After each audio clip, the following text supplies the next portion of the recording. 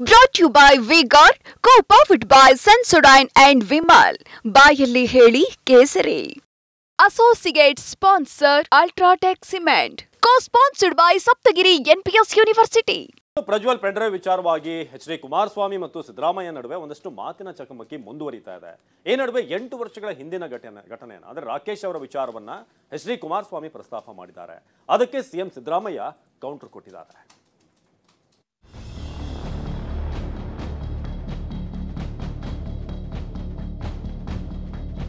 ಇವ್ರಿಗೆ ಗೊತ್ತಿದ್ದೇ ಹೊರಟೋದ್ರ ಅವರು ಮನೆಯವ್ರಿಗೆ ಯಾರಿಗೂ ಹೇಳದೆ ಹೊರಟೋಗಿದ್ದಾನ.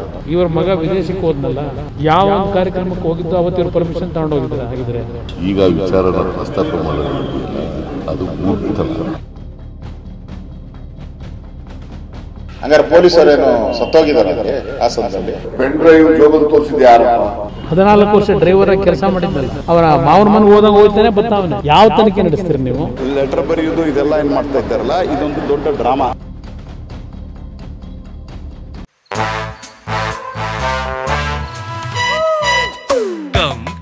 Come my love, please don't say no baby.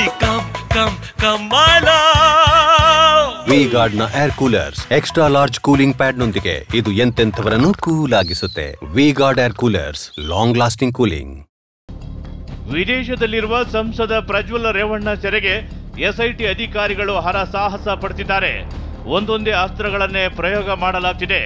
ಇದೀಗ ವಿದೇಶಾಂಗ ಇಲಾಖೆಯೇ ಖುದ್ದು ಎಂಟ್ರಿಯಾಗಿದೆ. ಪಾಸ್ಪೋರ್ಟ್ ರದ್ದತಿಗೆ ವಿದೇಶಾಂಗ ಸಚಿವಾಲಯ ಶೋಕಾಸ್ ನೋಟಿಸ್ ಜಾರಿ ಮಾಡಿದೆ. 10 ದಿನದೊಳಗೆ ಉತ್ತರಿಸುವಂತೆಯೂ ಸೂಚನೆ ನೀಡಲಾಗಿದೆ. ಮತ್ತೊಂದೆಡೆ ಪ್ರಜ್ವಲ್ ವಿದೇಶಕ್ಕೆ ಹೋಗೋಕೆ ಕಾರಣ ಯಾರು ಅನ್ನೋ ಚರ್ಚೆಯು ಜೋರಾಗಿ ನಡೆಯುತ್ತಿದೆ. ಅದರಲ್ಲೂ ಪುತ್ರನ ಸಾವಿನ ಬಗ್ಗೆ ಕೆದಕಿದ ಕುಮಾರಸ್ವಾಮಿ ವಿರುದ್ಧ ಸಿಎಂ ಸಿದ್ದರಾಮಯ್ಯ ಬೆಂಕಿ ಉಗುಳಿದ್ದಾರೆ.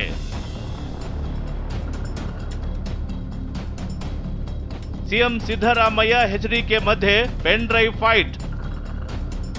ಪುತ್ರನ ಸಾವಿನ ಬಗ್ಗೆ ಕೆದಕಿದ ಎಚ್ಡಿಕೆ, ಸಿಎಂ ಆಕ್ರೋಶ.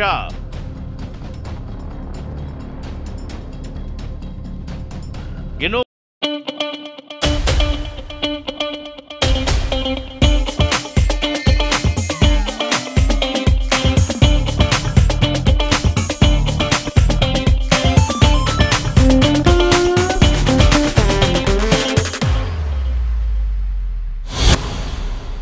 ಮನೆಯವರಿಗೆ ಹೇಳದೇನೆ ಪ್ರಜ್ವಲ್ ವಿದೇಶಕ್ಕೆ ಹೋದ್ನ ಎಂಬ ಸಿಎಂ ಸಿದ್ದರಾಮಯ್ಯ ಹೇಳಿಕೆಗೆ ಎಚ್ಡಿಕೆ ತಿರುಗೇಟು ಕೊಟ್ಟಿದ್ದಾರೆ. ಅವರ ಮಗ ವಿದೇಶಕ್ಕೆ ಹೋಗಿದ್ದಾಗ ದುರ್ಘಟನೆ ನಡೆಯಿತಲ್ವಾ, ಮಗನಿಗೆ ಪರ್ಮಿಷನ್ ಕೊಟ್ಟು ಇವರೇ ಕಳಿಸಿದ್ರ ಅಂತ ಪ್ರಶ್ನಿಸಿದ್ರು. ಇದಕ್ಕೆ ತಿರುಗೇಟು ಕೊಟ್ಟಿರುವ ಸಿಎಂ, ನನ್ನ ಮಗ ಸತ್ತು 8 ವರ್ಷವಾಯಿತು, ಈಗ ಪ್ರಸ್ತಾಪ ಯಾಕೆ ಅಂದ್ರು. ಇವ್ರಿಗೆ ಗೊತ್ತಿದ್ದೇ ಹೊರಟೋದ್ರ ಅವರು ಪ್ರಜ್ವಲ್ ರೇವಣ್ಣ ಮನೆಯವ್ರಿಗೆ ಯಾರಿಗೂ ಹೇಳದೆ ಹೊರಟೋಗಿದ್ದಾನ. ಇವ್ರ ಮಗ ವಿದೇಶಕ್ಕೆ ಹೋದ್ನಲ್ಲ, ಪಾಪ ವಿದೇಶಕ್ಕೆ ಹೋಗಿ ಆ ದುರ್ಘಟನೆ ನಡೀತಲ್ಲ, ಯಾವ ಒಂದು ಕಾರ್ಯಕ್ರಮಕ್ಕೆ ಹೋಗಿದ್ದು ಅವತ್ತು ಇವ್ರ ಪರ್ಮಿಷನ್ ತಗೊಂಡೋಗಿದ್ರ. ಹಾಗಿದ್ರೆ ಇವ್ರ ಮಗನ ಜೊತೆ ಯಾರ್ಯಾರು ಹೋಗಿದ್ರು, ಎಷ್ಟು ಜನ ಇದ್ರು, ಅಲ್ಲಿ ನಡೆದಂಥ ಘಟನೆಗಳೇನು ಅಂತಕ್ಕಂಥ ಒಂದು ತನಿಖೆ ಯಾಕೆ ಮಾಡಲಿಲ್ಲ, ಯಾತಕ್ಕೆ ಮಾಡಲಿಲ್ಲ, ಅದನ್ನ ಯಾಕೆ ಮುಚ್ಚಿಟ್ರು? ಅದಕ್ಕೆ ಇವರೇ ಕಳಿಸಿದ್ರ ಅವ್ರನ್ನ. ಹಾಗಿದ್ರೆ ಪರ್ಮಿಷನ್ ಕೊಟ್ಟು ಇಲ್ಲಿ ಬೆಳೆದಂಥ ಮಕ್ಕಳು ಪ್ರತಿ ಕುಟುಂಬದಲ್ಲಿ ಪ್ರತಿಯೊಂದು ಅವ್ರ ತಂದೆ ತಾಯಿಗಳು ಕೇಳಿ ಮಾಡ್ತಾರ. ಇದು ತಗೊಳ್ಳೋಣ, ಇದು ಇನ್ವರ್ಟರ್ ಎಸಿ. ನೀವು ಗ್ಯಾಮ್ಲರ್ ಅಲ್ವಾ?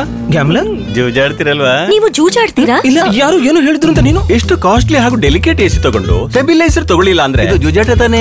ಒಂದೇ ಫ್ಲಕ್ಚುಯೇಷನ್ ಗೆ ನಿಮ್ಮ ಇನ್ವರ್ಟರ್ ಎಸಿಯ ಪಾರ್ಟ್ಸ್ ಡ್ಯಾಮೇಜ್ ಆಗಬಹುದು. ಅದನ್ನು V-Guard ಉಪಯೋಗಿಸಿ ಸುರಕ್ಷಿತವಾಗಿರಿಸಿ. V-Guard, India's number 1 stabiliser. ಅವ್ರು ಸತ್ತು 8 ವರ್ಷ ಆಯ್ತು, ಈಗ ವಿಚಾರನ ಪ್ರಸ್ತಾಪ ಮಾಡೋದಿಲ್ಲ, ಅದು ಮೂರ್ಖತನ. ರಾಜಕೀಯಕ್ಕೋಸ್ಕರ ಮಾಡ್ತಕ್ಕಂಥದ್ದು. ಅವರು 2016ರಲ್ಲಿ ಸತ್ತು, ಎಷ್ಟನೇ ಇಷ್ಟು ಈಗ ಅದಕ್ಕೂ ಇದಕ್ಕೂ ಸಂಬಂಧ ಇದೆ. ಪ್ರಜ್ವಲ್ ಬಗ್ಗೆ ಸರ್ಕಾರ ಹಾಗೂ ಪೊಲೀಸರಿಗೆ ಮೊದಲೇ ಗೊತ್ತಾಗಬೇಕಿತ್ತು. ಸರ್ಕಾರ ಬದುಕಿದ್ರು ಸತ್ರು ಒಂದೇ ಅಂತ ವಿಪಕ್ಷ ನಾಯಕ ಆರ್ ಅಶೋಕ್ ಕಿಡಿಕಾರಿದ್ರು. ಗೊತ್ತಿದ್ದು ನಿಮಗೆ, ನಿಮ್ಮ ಇಂಟೆಲಿಜೆನ್ಸ್ಗೆ, ನಿಮ್ ಪೊಲೀಸರಿಗೆ ಗೊತ್ತಾಗ್ಬೇಕಾಯ್ತು, ನಮ್ಗಲ್ಲ. ಹಂಗಾರೆ ಪೊಲೀಸರೇನು ಸತ್ತೋಗಿದಾರ ಅಲ್ಲಿ ಹಾಸನದಲ್ಲಿ? ಅವ್ರು ತಾನೇ ನಿಮ್ಗೆ ಇನ್ಫಾರ್ಮೇಶನ್ ಕೊಡ್ಬೇಕು. ಅವ್ರು ಕೊಟ್ಟಿಲ್ಲ ಅಂತ ಹೇಳಿದ್ರೆ ಇನ್ಫಾರ್ಮೇಶನ್, ನಿಮ್ ಸರ್ಕಾರ ಬದುಕಿದ್ರು ಒಂದೇ ಸತ್ರು ಒಂದೇ, ಲ್ಯಾಂಡ್ ಆರ್ಡರ್ ಬದುಕಿದ್ರು ಒಂದೇ ಸತ್ತಿದ್ರು ಒಂದೇ. ಇದು ಸ್ಪಷ್ಟವಾಗಿ ಗೊತ್ತಾಗ್ತೈತೆ. ನೀವು ಓಡೋಗಕ್ಕೆ ಬಿಟ್ಟು ಫ್ಲೈಟ್ ಹತ್ತದ ಮೇಲೆ ಮೋದಿನ ಟೀಕೆ ಮಾಡೋ ಅಂಥದ್ದು ಇಮಿಡಿಯೇಟ್ ಶುರು ಮಾಡಿದ್ರಲ್ಲ, ಮೆಚ್ಚಬೇಕು. ನಿಮ್ಮ ಈ ಕಳ್ಳ ಚಾಣಕ್ಯತನಕ್ಕೆ ಮೆಚ್ಚಬೇಕು. ಪೆನ್ ಡ್ರೈವ್ ಪಿತಾಮಹನೇ ಎಚ್ಡಿಕೆಯಿಂದ ಸಚಿವ ಕೆಎನ್ ರಾಜಣ್ಣ. ಪೆನ್ ಡ್ರೈವ್ ಪಿತಾಮಹನೇ ಮಾಜಿ ಸಿಎಂ ಕುಮಾರಸ್ವಾಮಿ ಅಂತ ಸಚಿವ ಕೆಎನ್ ರಾಜಣ್ಣ ಗಂಭೀರ ಆರೋಪ ಮಾಡಿದ್ದಾರೆ. ಪೆನ್ ಡ್ರೈವ್ ತೋರಿಸಿದ್ಯಾರ್ರಿ ಮೊದಲು? ಪೆನ್ ಡ್ರೈವ್ ಪಿತಾಮಹ ಯಾರಪ್ಪ? ಪೆನ್ ಡ್ರೈವ್ ಜೋಬಲ್ ತೋರಿಸಿದ ಯಾರಪ್ಪ? ಪಿತಾಮಹ ಅವರೇ ತಾನೆ. ಇನ್ನು ಎಸ್ಐಟಿಯಲ್ಲಿ ಪ್ರಜ್ವಲ್ ಮಾಜಿ ಕಾರು ಡ್ರೈವರ್ ಕಾರ್ತಿಕ್ಗೆ ರಾಜಾತಿಥ್ಯ ಕೊಡ್ತಾ ಇದ್ದೀರಾ ಅಂತ ಕುಮಾರಸ್ವಾಮಿ ಆರೋಪಿಸಿದ್ದಾರೆ. ಪೆನ್ ಡ್ರೈವ್ ಹಂಚಿಕೆ ಮಾಡಿದವರು ವಿಧಾನಸೌಧದಲ್ಲಿ ಆರಾಮಾಗಿ ಓಡಾಡಿಕೊಂಡಿದ್ದಾರೆ ಅಂತ ಗುಡುಗಿದ್ದಾರೆ. ಎಸ್ಐಟಿನಲ್ಲಿ ರಾಜಾತಿಥ್ಯ ಯಾರಿಗೆ? ಆ ಒಂದು 14 ವರ್ಷ ಡ್ರೈವರ್ ಕೆಲಸ ಮಾಡಿದ್ನಲ್ಲ, ಇದೇ ಪ್ರಜ್ವಲ್ ಹತ್ರ. ಎಲ್ಲಿದ್ದಾನ ಅವನು? ದಿನ SITಗೆ ಅವನ ಮಾವನ ಮನೆಗೆ ಹೋದಂಗೆ ಹೋಗ್ತಾನೆ ಬರ್ತಾವನೆ. ಅಲ್ಲಿ SIT ಒಳಗೆ ಅವನಿಗೇನು ರಾಜಾತಿಥ್ಯ ಕೊಟ್ಕೊಂಡು ಇಟ್ಕೊಂಡಿದ್ದೀರಿ. ಇನ್ನ ಇದರಲ್ಲಿ ಪಾಲ್ದಾರ ಆಗಿರಲ್ಲ ವಿಧಾನಸೌಧದೊಳಗೆ. ನಿಮ್ಮ ಮುಖ್ಯಮಂತ್ರಿಗಳಿಗೆ ಹೇಳ್ತೀನಿ, ನಿಮ್ಮ ವಿಧಾನಸೌಧದ ಒಳಗೆ ಎಷ್ಟು ಜನ ಆ ಕ್ಯಾಸೆಟ್ ಸರ್ಕ್ಯುಲೇಟ್ ಮಾಡಿದವರು ಆರಾಮಾಗಿ ಓಡಾಡ್ಕೊಂಡಿದ್ದಾರೆ. ಯಾವ ತನಿಖೆ ನಡೆಸ್ತೀರಿ ನೀವು? ಏನು ತನಿಖೆ ನಡೆಸ್ತೀರಿ? ಆಲ್ ರೈಟ್, ಈಗ ಅದೆಂಥದ್ದು ನೀವು ನಿಮ್ಮ ರಾಜತಾಂತ್ರಿಕ ಪಾಸ್ಪೋರ್ಟ್ ಬಗ್ಗೆ ಹೇಳ್ತೀರಲ್ಲ, ಅದರ ಕಾನೂನುಗಳು ಏನಿದೆ ಗೊತ್ತಿದೆಯಾ? ಇಷ್ಟೇ ಅಲ್ಲ, ಕೇಂದ್ರ ಸರ್ಕಾರಕ್ಕೆ ಸಿಎಂ ಪತ್ರ ಬರೆಯೋದೆಲ್ಲ ಡ್ರಾಮಾ ಆಗಿದೆ. ಪ್ರಜ್ವಲ್ರನ್ನ ವಿದೇಶಕ್ಕೆ ಬಿಟ್ಟಿದ್ದೆ ಕಾಂಗ್ರೆಸ್ ಅಂತ ಕೇಂದ್ರ ಸಚಿವ ಪ್ರಹ್ಲಾದ್ ಜೋಶಿ ಆರೋಪ ಮಾಡಿದ್ರು. ಈ ಪ್ರಜ್ವಲ್ ರೇವಣ್ಣನ ಓಡೋ ಬಿಟ್ಬಿಟ್ಟು ಮೋದಿಗೆ ಟೀಕೆ ಮಾಡುವಂತದಕ್ಕೆ ಅಸ್ತ್ರವನ್ನ ಮಾಡ್ಕೊಂಡಿದ್ದಾರೆ. ಈ ಪೆನ್ ಡ್ರೈವ್ನ ಹಂಚಿದಂತೂ ಇಲ್ಲೇ ಓಡಾಡ್ತಾ ಇದ್ದಾನೆ, ಬೆಂಗಳೂರಲ್ಲೇ ಓಡಾಡ್ತಾ ಇದ್ದಾನೆ, ಕರ್ನಾಟಕದಲ್ಲೇ ಓಡಾಡ್ತಾ ಇದ್ದಾನೆ. ಬೇಲ್ ಅಪ್ಲಿಕೇಶನ್ ಎಲ್ಲ ಹಾಕಿದ್ದಾರೆ ಅವ್ರ ಲಾಯರು. ಇಷ್ಟಾದ್ರೂ ಕೂಡ ಅವನ ಬಗ್ಗೆ ಏನು ಒಬ್ಬ ಮುಖ್ಯಮಂತ್ರಿ ಆಗ್ಲಿ ಒಬ್ಬ ಮಂತ್ರಿ ಚಕಾರನೇ ಎತ್ತಾ ಇಲ್ಲ ಅವನ ಬಗ್ಗೆ. ಲೆಟರ್ ಬರೆಯೋದು ಇದೆಲ್ಲ ಏನು ಮಾಡ್ತಾ ಇದ್ದಾರಲ್ಲ, ಇದೊಂದು ದೊಡ್ಡ ಡ್ರಾಮಾ. ನಿಮ್ಮ ಕೈಯಲ್ಲಿ ಪೊಲೀಸರು ಇದ್ದಾರಿಲ್ಲ, ಅವರು CD ಹೊರಗೆ ಬಂದಿತ್ತಿಲ್ಲ.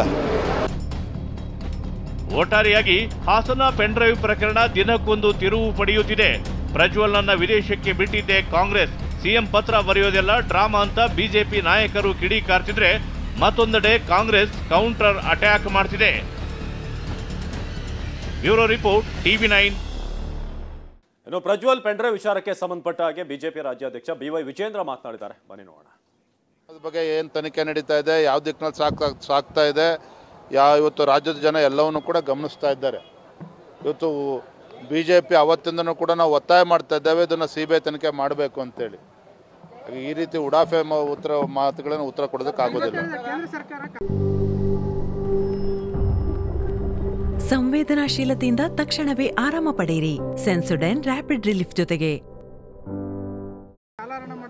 ಈಗಾಗಲೇ ಕೇಂದ್ರ ಸರ್ಕಾರ ಯಾವ ದಿಕ್ಕಿನಲ್ಲಿ ಇದು ಆದೇಶವನ್ನು ಮಾಡಬೇಕು ಈಗಾಗಲೇ ಮಾಡೇ ಇದೆ. ಕೇಂದ್ರ ಸರ್ಕಾರ ತನ್ನ ಜವಾಬ್ದಾರಿಯನ್ನೇನು ಮರ್ತಿಲ್ಲ.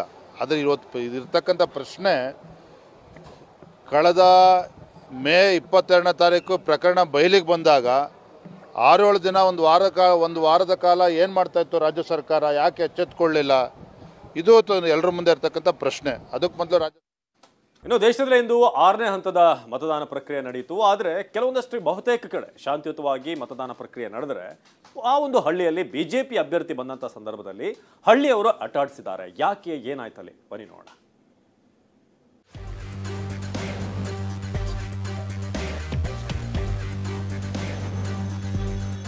ಭಾರತದಲ್ಲಿ 18ನೇ ಲೋಕಸಭಾ ಚುನಾವಣೆಯು ಅಂತಿಮ ಘಟ್ಟದತ್ತ ಸಾಗಿದೆ. ದೇಶದಾದ್ಯಂತ ಇಂದು 6ನೇ ಹಂತದ ಮತದಾನ ನಡೆದಿದ್ದು 58 ಕ್ಷೇತ್ರಗಳಲ್ಲಿ ಜನಸಾಮಾನ್ಯರು ಸೇರಿದಂತೆ ಘಟಾನುಘಟಿ ನಾಯಕರೇ ತಮ್ಮ ಹಕ್ಕು ಚಲಾಯಿಸಿದ್ರು. ಕೆಲವೆಡೆ ಶಾಂತಿಯುತವಾಗಿ ಮತದಾನ ನಡೆದರೆ, ಪಶ್ಚಿಮ ಬಂಗಾಳದಲ್ಲಿ ಅವಾಂತರವೇ ನಡೆದು ಹೋಗಿದೆ. ಬಿಜೆಪಿ ಅಭ್ಯರ್ಥಿಯೊಬ್ಬರನ್ನ ಗ್ರಾಮಸ್ಥರು ಅಟ್ಟಾಡಿಸಿಕೊಂಡು ಹಲ್ಲೆ ನಡೆಸಿದ್ರು.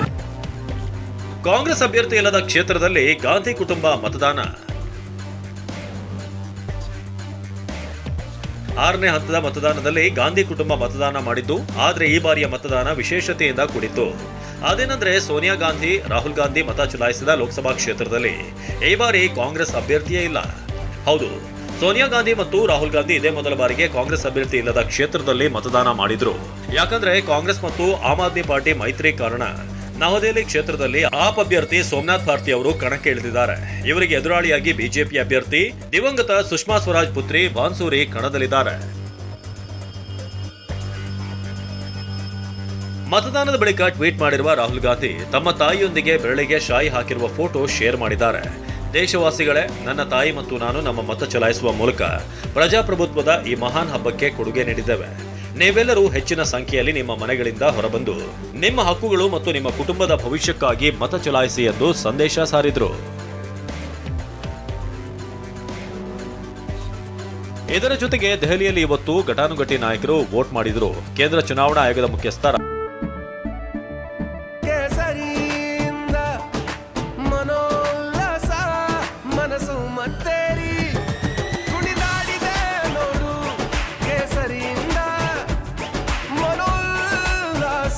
ಕ್ಷಣವೂ ಆಚರಿಸಿ ಕೇಸರಿ ಹಬ್ಬ.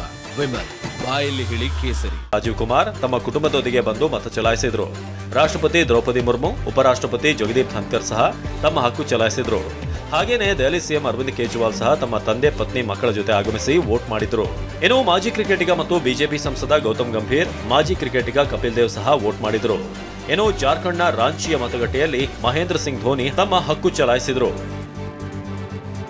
Bureau report, TV9. Brought to you by V-Guard, co-powered by Sensodyne and Vimal. ಬಾಯಲ್ಲಿ ಹೇಳಿ ಕೇಸರಿ. Associate sponsor Ultratech Cement. Co-sponsored by Saptagiri NPS University.